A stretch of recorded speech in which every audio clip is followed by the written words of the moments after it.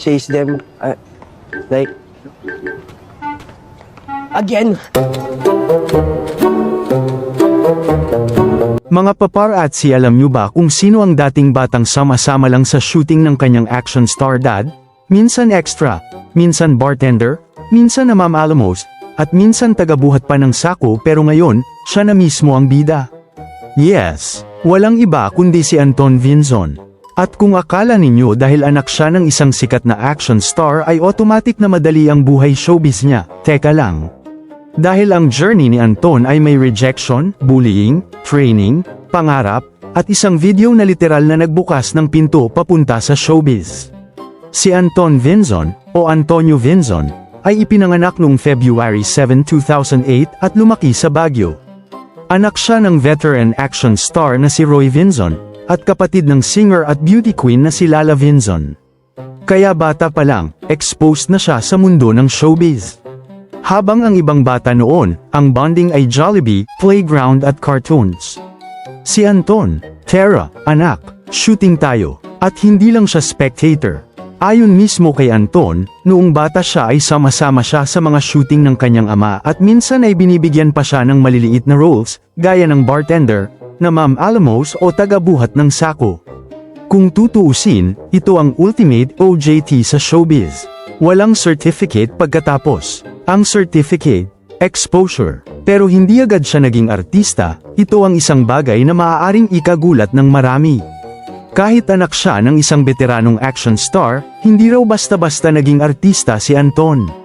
Nagsimula siyang mag-audition noong bata pa siya, around 10 years old, pero paulit-ulit siyang nare-reject dahil masyado pa siyang bata para sa mga role na ina-audition niya. Imagine mo yun, may famous dad ka, may showbiz background ka, pero sasabihin pa rin sa'yo, sorry, hindi ka pa pwede. At imbes na sumuko, nagpatuloy siya. Pero alam nyo ba na hindi ang papa niya ang nag-discover sa kanya? Ito ang magandang plot twist sa kanyang story. Dahil kung iisipin natin, natural lang na sabihin ng mga tao, anak ni Roy Vinzon.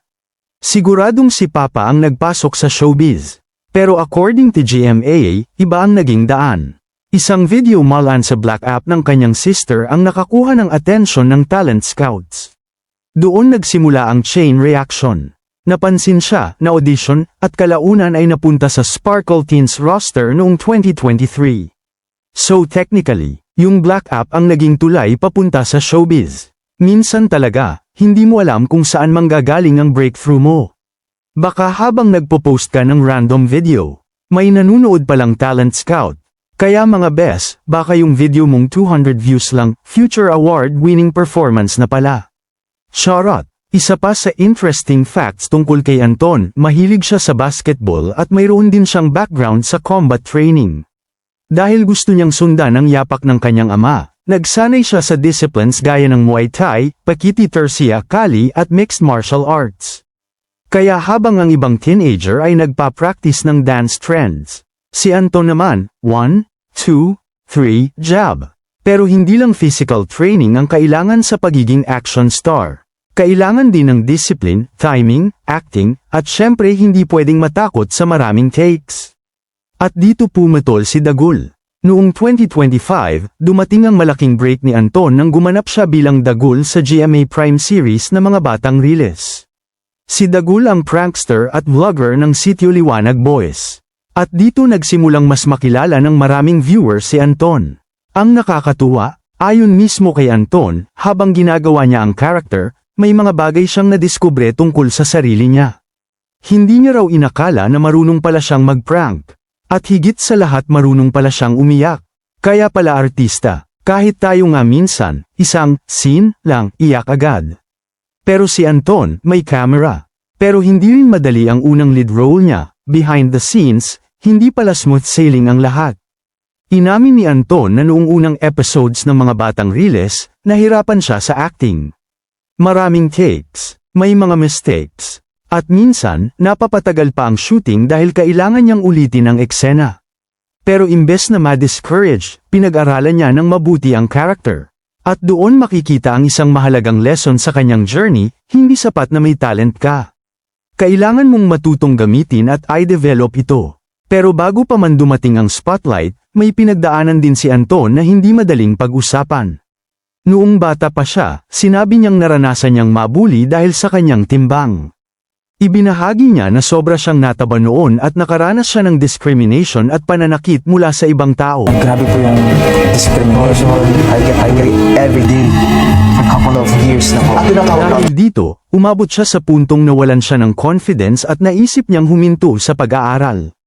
At dito nagiging mas meaningful ang kanyang success. Dahil ang taong dating nawawalan ng confidence, ngayon ay humaharap sa camera. Ang batang dating pinagtatawanan, ngayon ay pinapanood ng maraming tao. At ang dating nangangarap lang maging artista, unti-unti nang nagiging bida. Hindi doon nagtapos ang kanyang journey. Noong 2025, naging isa rin si Anton sa housemates ng Pinoy Big Brother, Celebrity Collab Edition 2.0, kung saan mas nakilala siya ng publiko hindi lang bilang actor kundi bilang isang teenager na may sariling personality, humor, at pananaw sa buhay. At dito rin mas nakita ng viewers ang personality niya outside his characters. Dahil kapag nasa teleserye, dagul. Kapag nasa bahay ni Kuya, Anton na mismo. At kung akala natin sapat na ang mga batang riles para maging malaking milestone sa career niya. Noong 2026, mas lumaki pa ang opportunity. Si Anton ang gumanap bilang Mokmok sa upcoming, launching action drama na Kamao, at dito makikita ang malaking transformation niya bilang actor. May boxing training siya para sa role, at malaking tulong pa rin ang kanyang father na si Roy Vinzon sa paghahanda niya. At ang pinaka-emotional, nang makita niya ang malaking billboard ng Kamao, naging emotional si Anton. Dahil para sa batang minsang nangangarap lang, biglang nandyan na ang billboard. At ang nasabi niya sa kanyang ama, "Papa, natupad na ang pangarap ko." Imagine that, from a kid watching his father on movie sets, to becoming the face of his own project. Pero bago tayo matapos, ito ang ilang trivia tungkol kay Anton. Una, hindi lang acting ang talent niya. Kasama rin sa kanyang interests ang dancing, singing at basketball. Pangalawa, may combat training siya kabilang ang Muay Thai, Pakiti Tercia, Kali at MMA. Pangalawa, isa sa pinakamahalagang values na itinuro sa kanya ng kanyang ama ay manatiling grounded at tratuhin ng maayos ang lahat, staff man o artista.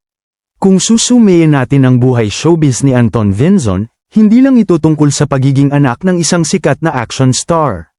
It's about persistence, rejected at a young age, nagpatuloy, nabuli, bumangon, hindi agad nakakuha ng role, nag-training, naging lead actor. Pinag-aralan pa rin ang craft. At ngayon, unti-unti niyang binubuo ang sarili niyang pangalan. Dahil ang pinakamagandang legacy na pwedeng iwan ng isang magulang sa anak ay hindi lang apelyido, kundi disiplina, values, at tapang na gumawa ng sariling pangalan. At kung si Roy Vinzon ang naglatag ng pundasyon, mukhang si Anton naman ang susunod na magtatayo ng bagong chapter ng Vinzon legacy. Kaya abangan natin. Dahil ang dating batang nasa gilid lang ng action scene, ngayon, siya na mismo ang nasa gitna ng eksena. At baka ang susunod na eksena, hindi na lang basta promising young actor, baka future action star na talaga. At tandaan, mga paparazzi, hindi porket anak ka ng artista, automatic bida ka na. Minsan, kailangan mo pa ring dumaan sa audition, rejection, training, at ilang takes bago masabi mong action. At kapag dumating na ang pagkakataon, huwag kang bibitaw. Dahil baka ang pangarap na matagal mong hinihintay, isang video lang pala ang layo, hanggang dito na lang, mga paparazzi.